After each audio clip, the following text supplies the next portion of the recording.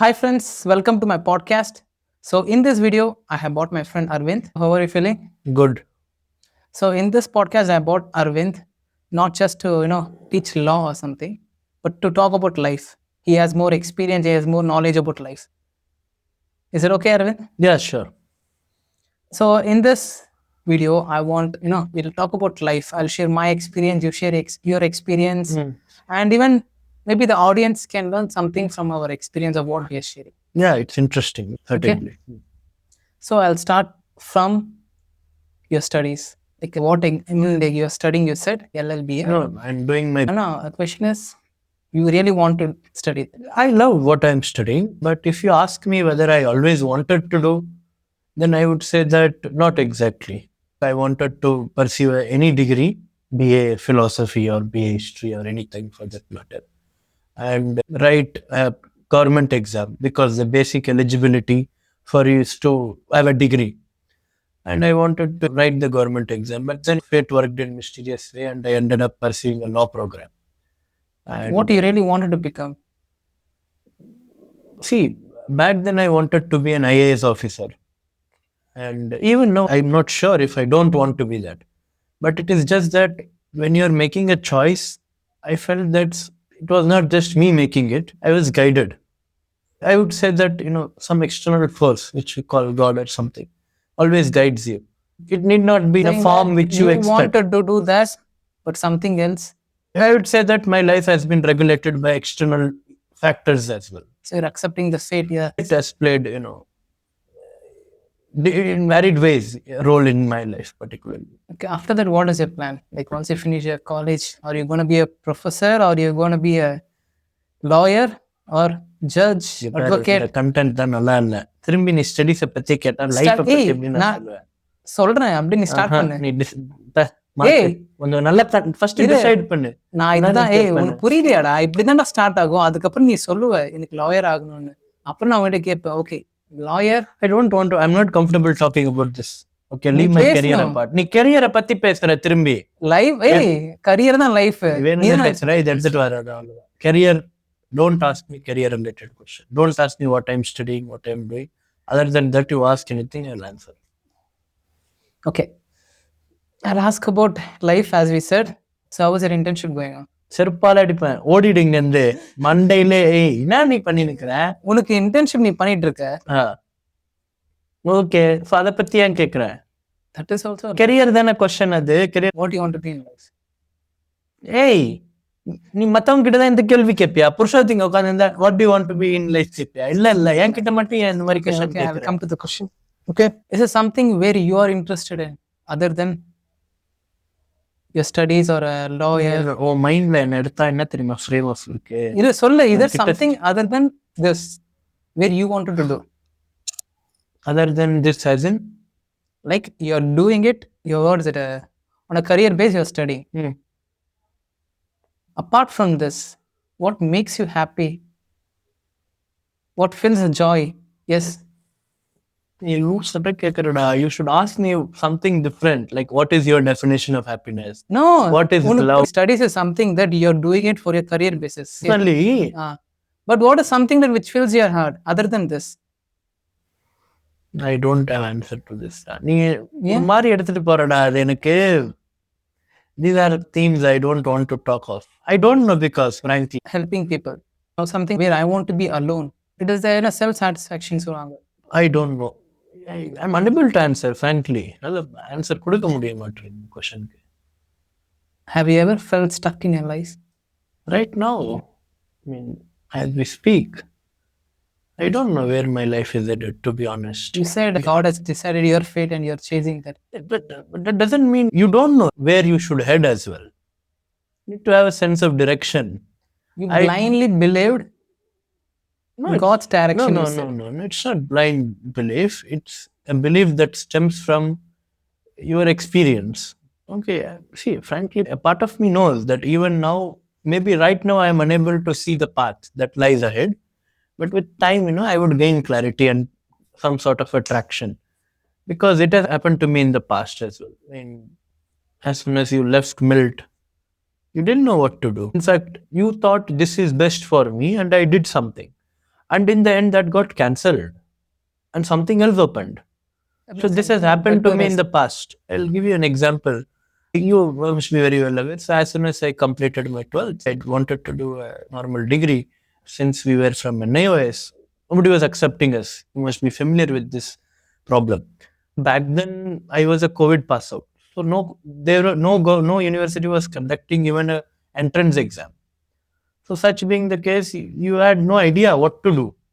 How do you get into a good university or college for that matter? Now, I no issues. Upgrade, upgrade. It offers, online degree. So I had paid fees for online BBA. I'd paid 20,000 was the fee. I had paid first year 20,000, every year 20,000, 3 years program. So now I made peace with the fact that this is how life is gonna be. But you see, in one way or the other, how life turned out. I ended up pursuing law because one of the Miltonians, you must be aware, he called me up. He said, "Don't do all this. You don't worry about the money. You choose a university, anyone which is accepting, obviously, one university had an entrance exam. I wrote their entrance exam, and it all turned out. Suggested that this could be one of the universities. I gave the exam, got some limited scholarship, and the money was arranged by him. See, always, in one or the other way, he provides. At the end of the day, I believe in something. I don't talk about my faith openly because not many people can relate. When somebody tells to you, God is there, go to temple or, go to church or for that matter, any religious institution. If you are going because they asked of you, not because it's your calling. There are three types of people. One is the first set. These people we might call conditional because they believe in God. Let's not talk about God yet. See, there is a God is something that I don't believe, but I believe in energy. Okay. I believe in universe. No, that's what I'm telling. See, what you call God is a common name. God is a name we have given to anything which is unexplainable, miraculous, anything which defeats your logic. You call it God. Okay, that is a term. You call it energy. I call it God. At the end of the day, we are trying to define these characteristics. You cannot define it. There is no explanation, and there is no logic there. That's why we say we begin where logic ends. So anyway, you broke my flow. Nevertheless, I'll tell you. So when you put it in that sense, I don't know which category you would come. Aparish uncle, if you remember, he told us that there is no God. Right? He said that what he meant by there is no God is this sort of God, these conditioned theists. This is them he was alluding to. People who have developed a sense of God, not on their own, but somebody else told them. It's out of fear. You're not loving God-loving people, but rather God-fearing people. And then there is the second type who try and test it. They deny his existence. But maybe he chooses them for a reason or something of that sort exists. Once you submit to him, he makes you feel. He does some things in your life for you to connect the dots and see his presence. You'll see that he has always been there. It's just you couldn't see. But right now you're developing that eyes to see it. It was always there. Now you have the wisdom. Open it and see. Okay, it's there. All this time you couldn't see it. So when do you develop that eyes? That's the point. That's when I developed it some time back. So I said yes, he exists. Personally, I connect to Murugan, and there is a personal connect with him because whenever I was low or whenever it's as simple as that. If I go to his temple, is it really something that you wish? Yeah, you worshipped Murugan, or is it your mom told you to? Okay, so what happened is obviously my mother was a. So if your mom would have said worship Shiva, no. Listen, that's what I'm telling. She has taken me to a lot of temples. She used to tell me, "Come here."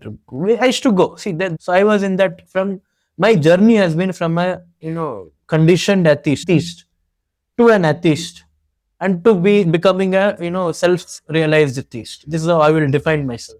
First, when I was young, it was conditioned. And by the time I grew up, I went into Milt, I became an atheist. I came to that sort of a mentality. Then having left Milt, I was going through a lot of stuff, and then I wanted to explore. Milt taught us one thing, something exists which is unexplainable. Even on HR cards, you will see be with God and you will be happy God. Uncle left it upon us to inquire. He didn't tell this is God or that is God. He said, your God is your God. It is for you to inquire and find out what is God. I am not going to tell you. But God, he said something, some energy exists, which you call energy, something which is unexplainable, something which you cannot perceive it through logic. Such a thing does exist. So now I became somebody who inquires. I ventured into this inquiry. She took me to a lot of temples. But when I went to Murugan's temple, I see what uncle taught us. Uncle has taught us don't ask for anything, just thank. Right? This is how we used to start our prayer also in school. So whenever I went to these temples, something told me you should thank.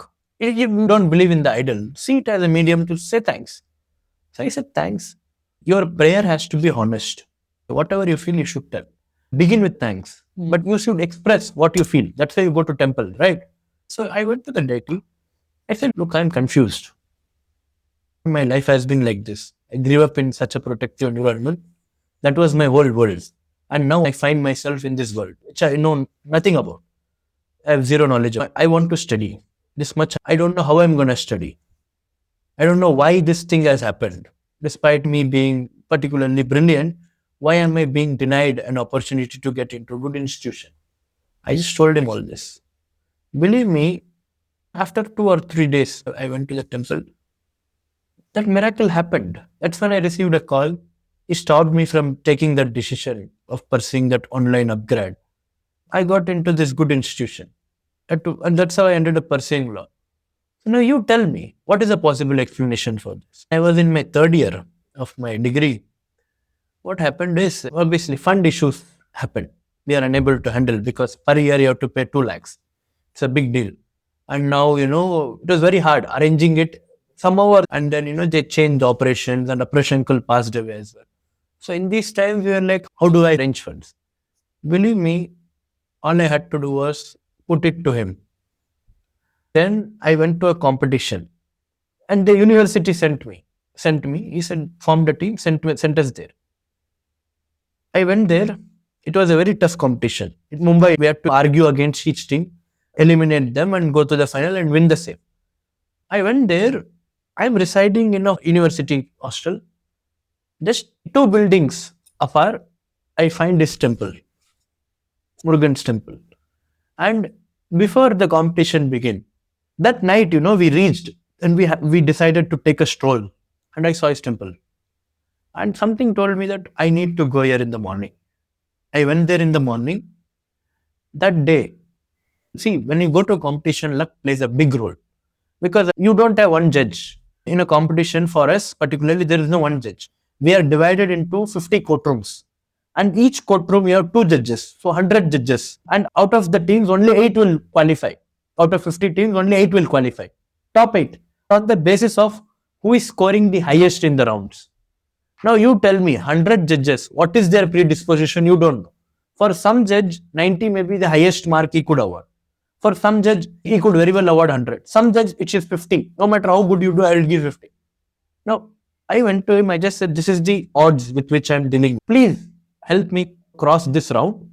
I should not be eliminated because of a judge's subjectivity. We qualified.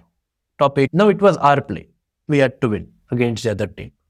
Judges came. First day we qualified. Next morning was finals. Judge bench. Opposite team was very good. Too good. At that moment also I sat there and I just prayed. This is meant for me. You know how important this is for me. We won that. I won that, and the university, in recognition of it, freed everything. Hostel free. Out of 2 lakh rupees, I didn't have to pay a single rupee. And in addition to it, the university also gave me 20,000 rupees from their end. So now you tell me, isn't it his play? Again, I'll tell you. Wait. Have you ever thought, is it something that you deserve? I deserve, but how come such an opportunity opened? The moment I didn't know what to do. What if there was no such God called Murugan? See, personally, I believe that he exists. God is a very personal affair. That's what I told you. Now, for me, it may be Murugan. For somebody, it may be Shiva. It is the same energy. For you, it may be Jesus. For somebody, it may be Allah. No, Jesus. For anybody, I'm telling, for anybody, it could be anything. See, it is with what you establish that connection. Okay. When I say Murugan, I prefer to see him. How do I wish to see him? That God word is Murugan. Because I connect to God, whatever ultimate energy you are talking about. I will put it very simply. In Harry Potter, magic exists in their world, but you need a wand to extract that magic and perform that magic. That's what I'm telling. Most of them needed a wand, right? So now if you imagine that whatever energy you are called, God is an energy, He exists. But you need a wand to channelize that energy, to experience that energy, to get the energy work in your favor. So that wand is what we call Ishta Devta. Ishta Devta as in the God to whom you relate to, the God who answers. So even in for so many people, your family deity they call. So for everybody, you establish a connect factor with a God. It could be Shiva, it could be, but in my case, it is Murugan. Because with him, I told you, the faith has to be tried and tested. I've tried and tested for him. I'll give you with another incident. Now the fourth year, the fees is for fourth year. One whole year they are freed. I had it another year to study. How will I study? Again another year. How am I supposed to arrange fees? Again the same competition comes. It's an opportunity. Now, believe me, here he played a role. It was not me. I was sick. I could not even argue. I could not even talk. The first day I argued the first round. The second round I was not in a position to argue. I went there, hardly spoke for 5 minutes, and already my voice was giving up on me. But here is what the catch is. We got the same judge who was in the first round. One of the judges was the same one which we got in the first round. Now you tell me what are the odds? You might say it's a luck, right? I don't know how I'm going to handle it. He said, I already heard you, no issues. I already will mark you. Because of that, we passed that round. The second round which we go to, ordinarily it is a knockout round. From one courtroom, one team will be eliminated. Okay. So that day they said, no, this round is not knockout. Top scoring teams will go. There are 4 courtrooms. It need not be that from each courtroom one team would go. They said that from each courtroom, 2 teams may also go. Because we will see out of the 8 of you who are contesting, the top 4 will go. I started arguing. I said that this is not possible. Then what will happen is some judge may give both the teams 99 and both the teams will qualify. This is unfair. Ideally, quarter is knockout. One team will lose. They said no, rule specifies this. Now I was like, what is happening? I felt this is going against me. Believe me, on that day I received a photo and it was written in Tamil on small things, small words, few words were written. It just said, whatever you think is going against you is actually in your favor. It had his photo. I just let it be. We thought we will qualify anyway. The judge said there is just a difference of 1.5 marks. We thought we are qualifying.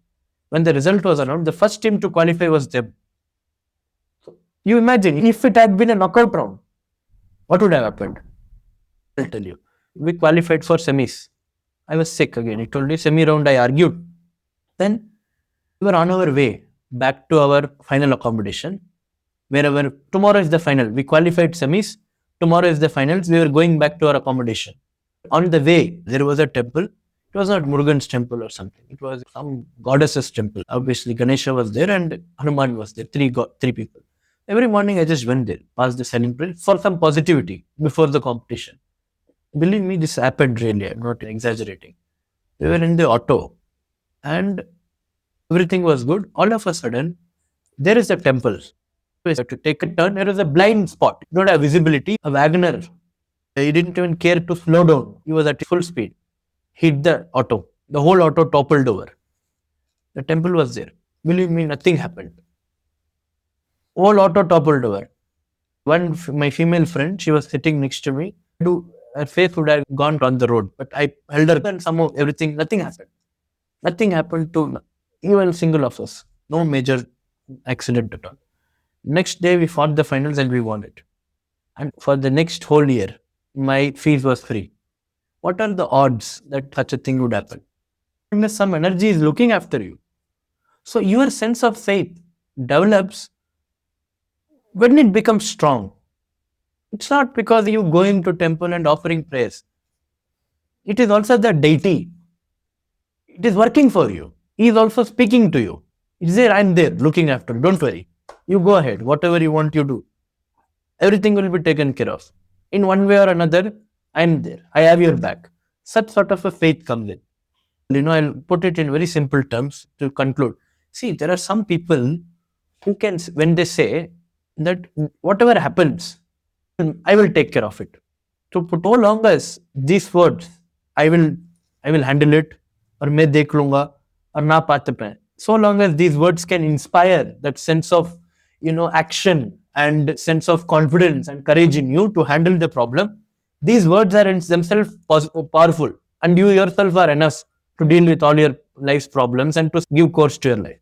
But after some time, when you say, the moment you say those words, I will handle it, or मैं देख लूंगा, the moment those words do not have that effect on you, they no longer, can inspire that sense of faith, confidence, or courage in you. It is no longer giving you that sense of belief. Then, the person shifts to saying, जो भी होगा वो देख लेगा, या हम देख, when they say हम देख लेंगे, we will handle it. Do the best, God will take care of that. It is like this. I will also handle, but I'm not alone in this. There's a transition that happened in my case. Earlier I was like this, but now I am like this. The reason is the transition happened. So that's why when people say that it's a calling, God should not be imposed. A child is growing up. I believe personally that you shouldn't tell it. You could tell it. All you could do is in a manner that, look, this is how I feel. If you want, you can obviously adopt the practice and test it, but don't believe because I am asking you to do it. If you test it, try it, and then the belief is created in you. I gave you so many examples of my life. Okay, I gave you so many prayed for incidents. Murugan and the other team. Don't you think they even prayed for some other god of Yes, It's see. something that you desire, not a god. Okay, fine. We both put in our effort.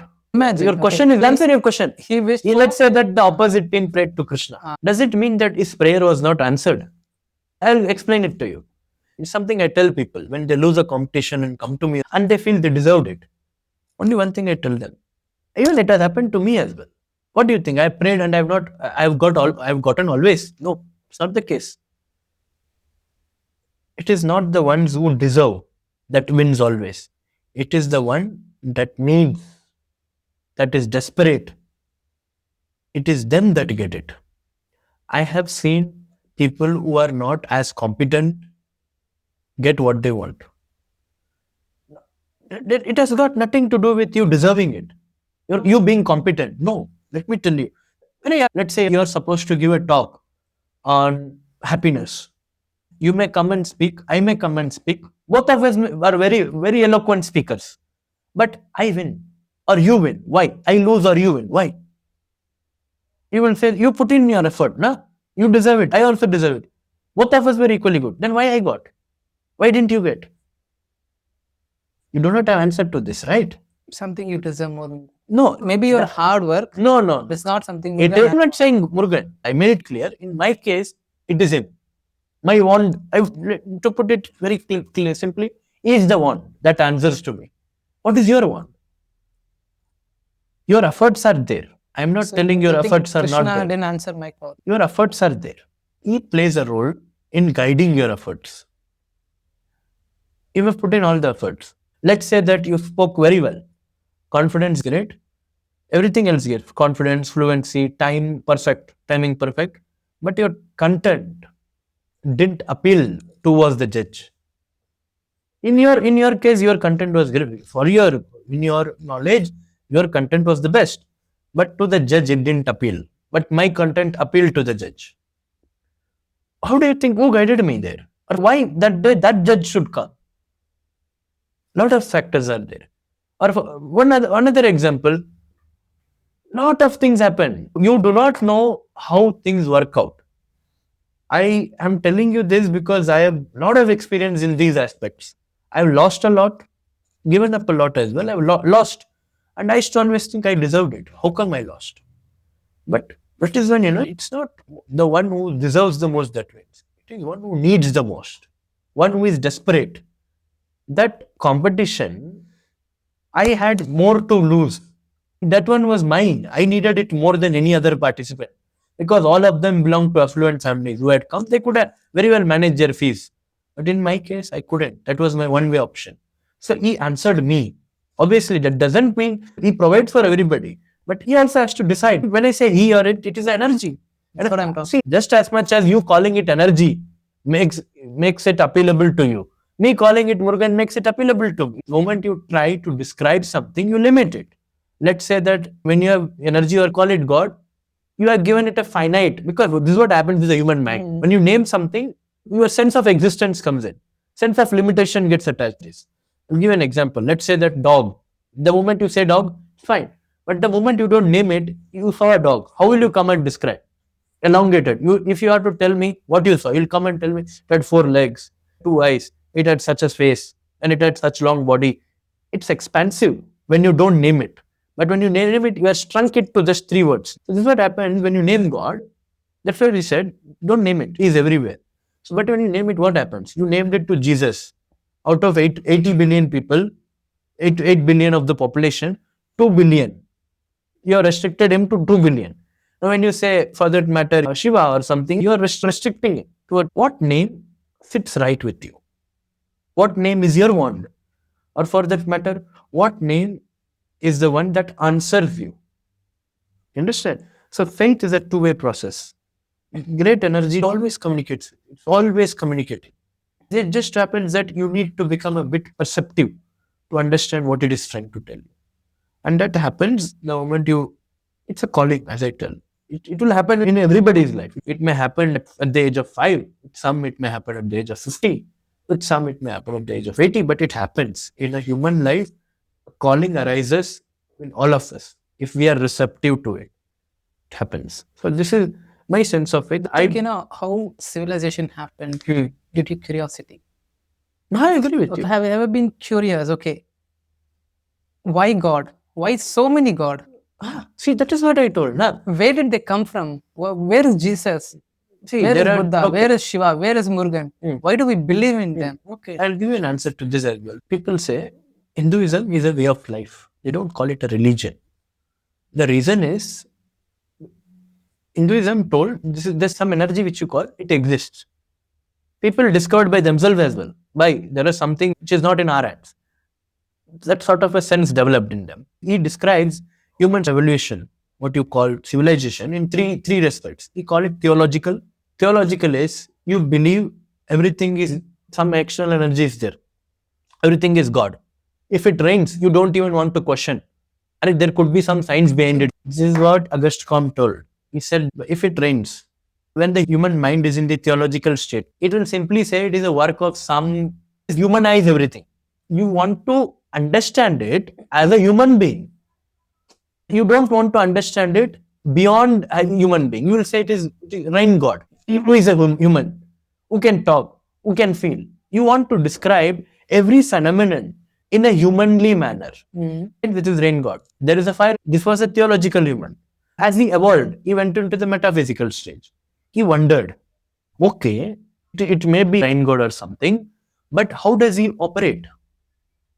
You went one step further to understand. You tried to understand, okay, it's water. You connected few dots. And from there, you evolved to something called, but in metaphysical shape, you said, remove the human element.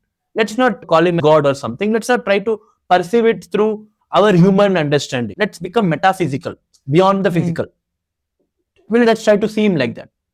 Brain means, let's see, we it beyond that physical element. It has to be something else.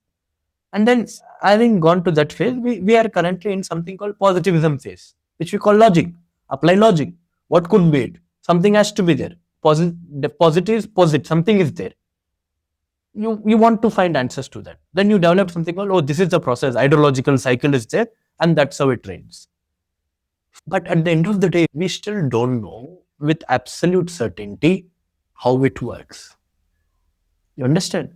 We may have begun with this stage. We went to this stage of question. But even today, we don't know how it works. We know they have done artificial rain. Artificial rain was done. Can you create water? Answer me. Can you create water? Yes, they can do. Can you create water? How water is created? What components does it has? Okay, can you create water? That again, I'll rephrase my question. Can you create water from nothing? They need something. Where is that something coming from? So you think God? Even scientists arrived at this reasoning only. You dig deeper and deeper. What is quantum? We reached a quantum phase, then neutron, proton, electron, and we went into something called quantum physics. Now, scientists today say quantum physics is a big world in itself. Correct.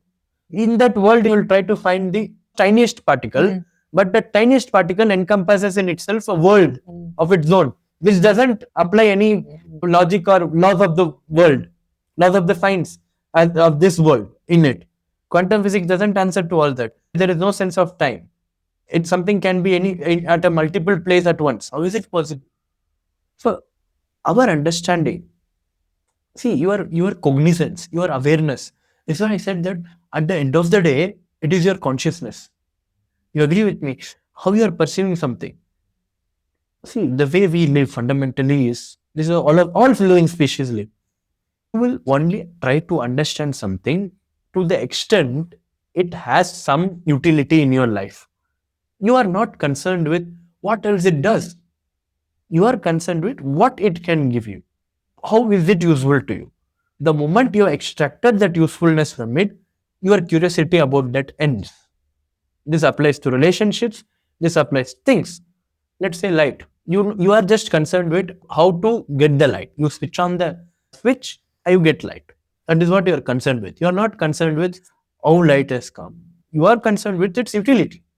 Similarly, if it is water, you want water to drink, you know where to get water from. If you ruminate upon it, you will realize that we do not know what is anything at all.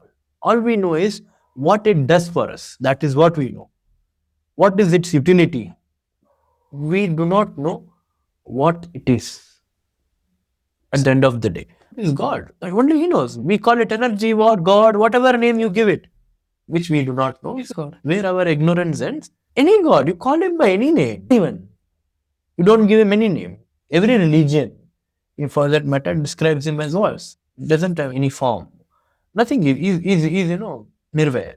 He doesn't have anything. He's everywhere. He's in us. Well, that is the unique ways to look at it. But at the end of the day, it's an energy, as you put it. How you invoke that energy. In the Harry Potter world, I gave you an example. Then going back to your question, in Hinduism, you have 2000 plus gods. Religion is a business. Yes. See, you can divide subjects into three parts. Those subjects which the nature made, which you call science. Those subjects which the human made, largely these two parts. And some subjects, somewhat fall in between these two. So commerce is a human made subject. Right? So human element is always flawed. Whatever we make comes with inherent flaws. So anything and everything, the moment you bring something into the human understanding, you want to utility of it.